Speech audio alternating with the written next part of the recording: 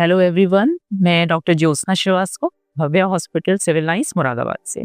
मैं आज बाप से बात करूंगी मेनोपॉज, उससे संबंधित समस्याओं की। मेनोपॉज वो परिस्थिति है जिसमें कि स्त्री के हार्मोन्स धीरे धीरे कम होने लग जाते हैं और एक ऐसी स्थिति आती है जिसमें कि वो पूर्णतया आपके पीरियड्स बंद हो जाते हैं। उस स्थिति को हम लोग मेनोपॉज कहते हैं। इन हार्मोन्स की कमी की वजह से महिलाओं के शरीर में बहुत सारे बदलाव आते हैं, जैसे कि उनकी हड्डियों का अचानक से कमजोर होते जाना और उनके मूड स्विंग्स होना, हॉट फ्लैशेस होना, अचानक से गर्मी लगना, अचानक से ठंड लगना और गुस्सा आना तेजी से, ये सब हार्मोनल बदलाव के कारण होता है।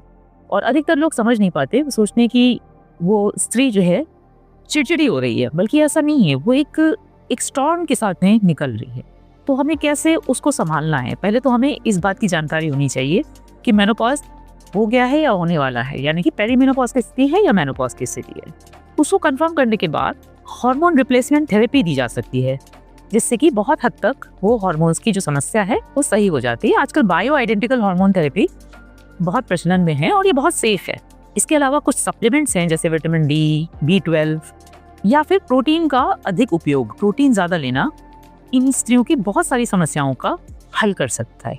तीसरी और सबसे प्रमुख बात जो हम लोग नज़रअंदाज कर देते हैं वो है जिम में जाकर एक्सरसाइज करना।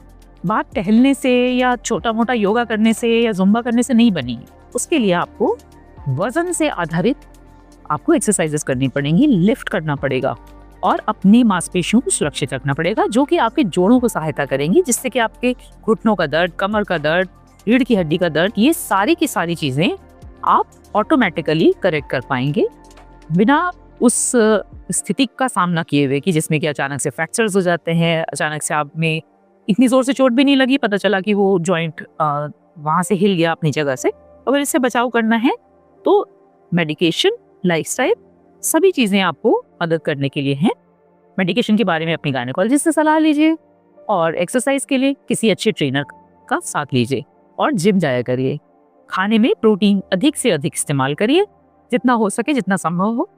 तो वेजिटेरियन सोर्सेज है प्रोटीन के, दूध, दही, पनीर, छेना, सोयाबीन, टोफू, टेम्पे, ये सब आप ले सकते हैं। नॉन वेजिटेरियन प्रोटीन्स में एग्स, चिकन, फिश और सभी तरह के मीट आपको बेहतर प्रोटीन प्रोवाइड कर सकते हैं।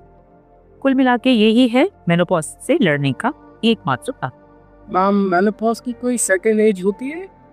हर महिला में मेनोपॉज की एज डिफरेंट होती है और इसके जो कारक हैं वो जेनेटिक होते हैं। आपके पेरेंट्स से इनहेरिटेड, आपके जो आपकी जेनेटिक्स है, जो डीएनए के साथ आप पैदा हुए हैं, उसमें ये डिपेंड करता है कि प्रैक्टिस से लेकर के और 52-55 तक भी मेनोपॉज की किसी की ये स्थिति हो सकती है। नमस्कार।